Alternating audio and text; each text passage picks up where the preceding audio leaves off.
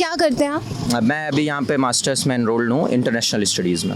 International studies में ऐसी बहुत बात हो रही है कि अंतर्राष्ट्रीय स्तर पर हमारी स्थिति देश की बहुत सुधर गई है जब से प्रधानमंत्री नरेंद्र मोदी आए हैं। आप मानते हैं? जी, एक क्लैरिटी आई है। जैसे आप पढ़ेंगे जब, तो अभी इसके पहले तक जो पॉलिसीज़ होती थी देवर हाईली एम्बिगुअस कुछ मैटर्स पे, बट अभी हमने क्या देखा है कि there is a clear stance in Delhi's, मतलब जो एक स्टांस है दिल्ली का वो काफ़ी क्लियरली पुट अप किया जा रहा है।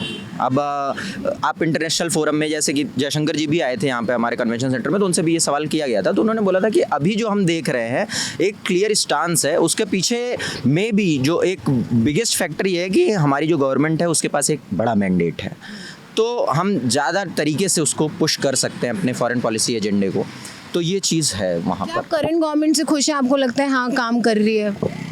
काम कर रही है, मैं ये नहीं कहूँगा कि काम नहीं करना है। जैसा कि अटल जी ने कहा था कि काम ना करना कह देना पुरुषार्थ को नकारना होता है, तो मैं वो नहीं कर सकता। काम कर रही, बाकी काम करने की अभी और ज़रूरत है। होपफुली इस वाले टर्म में और काम होगा। तो आपको लगता है इस टर्म में फिर से बीजेपी आ रही है? Most probably yes. We should not live in a la la land. हमें ज़मीन पे रहना चाहिए, और रियलिटी जो है, जो मुझे लग रहा है, तो आ रही है वो। अरविंद केजरीवाल कहते हैं इस बार इंडिया गठबंधन 300 सीट लेकर।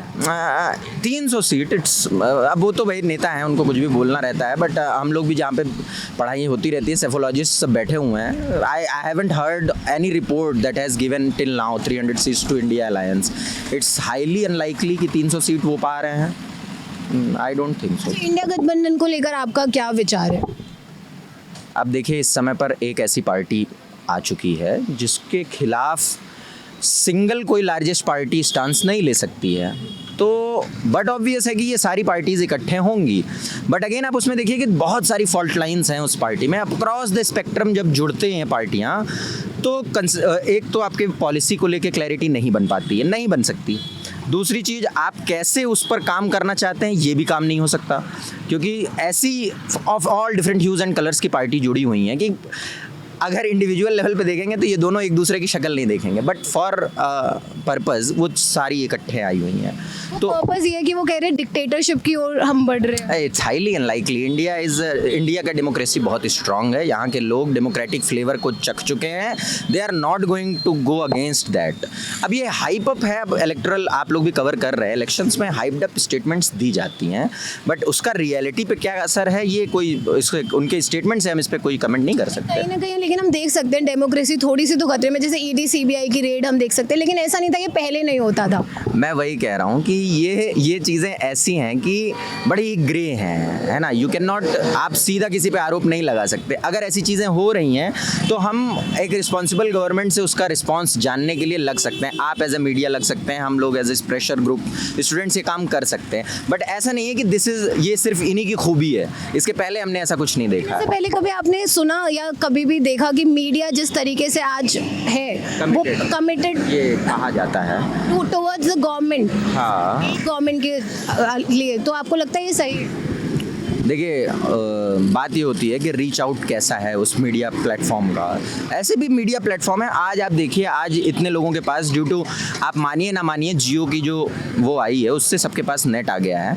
आपके ने गांव-गांव तक नेट पहुंचाया है और लोगों को रोजगार मिला है। कोविड की वजह से सबके पास फोन्स पहुंचे हुए हैं। उस फोन पर यूट्यूब नाम का एक ऐप है जिस पे बहुत सारे व्यूअर्स इंडिया से हैं। अब आप यूट्यूब की जर्नलिज्म जब देखेंगे तो उसमें हर कलर की जर्नलिज्म है। May be TV is for a specific audience. As a student मैं यहाँ पे हूँ, मेरे पास कोई टीवी नहीं है। I have a phone, every student has a phone. वो देखता है, उसे उसके कलर का, उसके माध्यम का, आपको अगर फैक्चुअल कोई डेटा चाहिए या फैक्चुअल कुछ जानकारी चाहिए, उसके लिए भी मीडिया है। ये एक होक्स बनाया गया है कि केवल मीडिया कमिटेड। भाई कौन सी मीडिया कमिटेड है? लेकिन जैसे एक जब हम भी सब बड़े हुए, हमने देखा 9 PM का एक शो सब देखते हैं प्राइम टाइम। टीवी देखना एक मतलब इंडिया की हैबिट है, सब 9 बजे देखेंगे। That's what I'm saying. That's pre-Jio.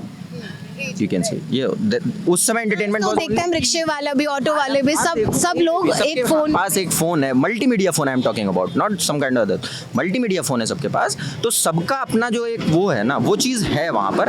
And again मैं इसको डिनाई नहीं कर सकता कि अगर गवर्नमेंट एक पावर में है तो वो अपना प्रोपेगेंडा नहीं करेगी। Every government does it. If you are talking about central government, I am saying any government, be it state, that's not the current regime, उस पार्टी की नहीं है अगर, तो स्टेट गवर्नमेंट भी करती है, यू नो दैट। तो propaganda is a part of policy. One more question, like do you think climate change पे कोई बात नहीं कर रही है कोई भी गवर्नमेंट? मैनिफेस्टो में ये मुद्दा ही नहीं। क्लाइमेट चेंज तो एक बड़ी वो है, मतलब अभी as a third world countries हमारे जो इश्यूज़ हैं, दैट्स अभी हम बहुत फोकस्ड हैं बेसिक एमिनिटीज़ पे। जनता के बीच में ये जागरूकता फैलाना कि that we need climate change is a thing, वो अपने आप में बहुत बड़ी परेशानी है। अब फिर हमें ऐसे लीडर्स जो चुनने हैं, what we have got, we have to do everything what we have got. हमारे पास जो पत्ते हैं हमें उन्हीं से खेलना है। तो जो जनता जो है, हमें एक ऐसे लीडर चुनने हैं जिनका मुद्दा क्लाइमेट चेंज हो। बट अगेन अब आप खुद समझिए कि ये जैसे यहाँ पे मैं आपको वो करना चाहूँगी, जब आपने कहा कि ये जनता तक पहुँचाना, लेकिन जनता तक कहीं बात पहुँचाई भी नहीं जा रही है। एक हाँ एग्जैक्टली ये पर हो बात भी नहीं हो रहा है। मैं मतलब हम लोग तो यहाँ ऐसे इंस्टीट्यूशन में है, तो यहाँ पर रोज़ लगभग सेमिनार होते हैं क्लाइमेट चेंज को। We know what the real crisis is, but again जो रीच आउट होना चाहिए, जो डिसमिनेशन होना चाहिए जनता के बीच तक, वो अभी नहीं हुआ है। क्यों? इसका भी एक कारण है, क्योंकि अभी भी जनता के पास कहीं ना कहीं बेसिक एमिनिटीज़ की कमी है। उसको पूरा करना हमारी फर्स्ट प्रायोरिटी होनी चाहिए। I am not saying climate change should be ignored at all, no. हमारी गवर्नमेंट या इस गवर्नमेंट की भी पॉलिसी, इसके पहले की गवर्नमेंट भी, जयराम रमेश जी ने भी बहुत अच्छा काम किया एनवायरमेंटलिज्म पे। इस गवर्नमेंट की भी पॉलिसी, सही बात बोली कि बेसिक एमिनिटीज ही नहीं, अभी बेसिक एमिनिटीज़ की भी लोग गरीबी रेखा से ऊपर नहीं उठ पा रहे। मतलब हमारे पास वो मुद्दे हैं जिन पर बात अभी होनी ज़रूरी है, क्योंकि इमीडिएट कंसर्न जो होता है इंसान का, वो उस पर ज़्यादा बातें करता है। सोनम वांगचुक प्रोटेस्ट कर रहे हैं, उसको एड्रेस नहीं कर रही है गवर्नमेंट, उस पर आपका? अब गवर्नमेंट एड्रेस नहीं कर रही। पहली बात तो ये है कि इलेक्शंस का समय है, हर पार्टी, हर government is looking to come back in power. Everyone, आप देखिए इसमें कुछ ना कुछ कहीं ना कहीं बात ये है कि हर गवर्नमेंट लगी हुई है अपने पॉलिटिकल उसमें प्रचार में, या जो भी आप कहिए, and that's true. Democracy is all about that, कि आपका एक डेमोक्रेसी का मेला चल रहा है। अभी इस समय पर ऐसा मुद्दा मैं नहीं मानता कि कोई भी एंगेज करना चाहेगा, क्योंकि आपके पास इंटरिम गवर्नमेंट है। आप ना तो सही से कोई उनको प्रपोजल दे सकते हैं, क्योंकि आपके पास अभी तो देखिए इंटरिम गवर्नमेंट चल रही है। आपने बजट भी देखा, इंटरिम बजट था हमारे पास। अभी ना तो आप उसको सही, हाँ मैं ये कहूँगा, ये ज़रूर मैं आशा करता हूँ कि वापस से आने के बाद जो भी गवर्नमेंट बन रही है उसको क्लियरली इनसे एंगेज करना चाहिए, उनके पॉइंट्स लेने चाहिए, और जो भी गवर्नमेंट यथासंभव कर सकती है वो प्रयास और वो पॉलिसी में दिखना चाहिए, पॉलिसी फॉर्मुलेशन में। आपने कहा कि सोनम वांगचुक का मुद्दा इसलिए नहीं उठाया जा रहा क्योंकि अभी मतलब इलेक्शंस चल रहे हैं, बट क्या मणिपुर क्या? मणिपुर का तो भाई मैटर था उस समय भी लोगों ने बोला, मतलब मैंने सुनी है इसमें भी एक ये भी कहना कि कुछ नहीं बोला जा रहा है, कुछ नहीं किया जा रहा है। I don't believe in that, because as a government आपकी कोई भी आइडियोलॉजी हो, the people of India are your people, you are going to do something about them. उन्होंने कुछ नहीं किया, ग्राउंड रिपोर्ट्स पे हमने बात किया। ये कहना, मैं जो देखिए हम लोग जो एनालिसिस करते हैं वो हमारे पास जो रिपोर्ट्स आती हैं, या फिर जो भी तरीके से कि कई भी मीडिया आउटलेट से हमें कुछ भी जो पता चलता है उसके बारे में, तो ग्रांट्स, एड्स ये सब भेजी गई हैं। मणिपुर के उनसे भी डायरेक्ट टच में रहते हैं शायद, ये मतलब आया गया था कि हॉटलाइन स्थापित की गई है, ऐसे कुछ खबर आई हुई थी। तो I am not an expert on that, but still I can not believe, और no one should believe that कि कुछ भी नहीं कर सकती है गवर्नमेंट, क्योंकि the people of India are their people, no matter their, only the voters are not their people, the people of India are their people, and the government is for all the people, not only of their voters. Voter is for just, government is working, but वो नहीं दिख रहा है। हाँ, दिख नहीं रहा है, that's something they have to look forward to on working on that.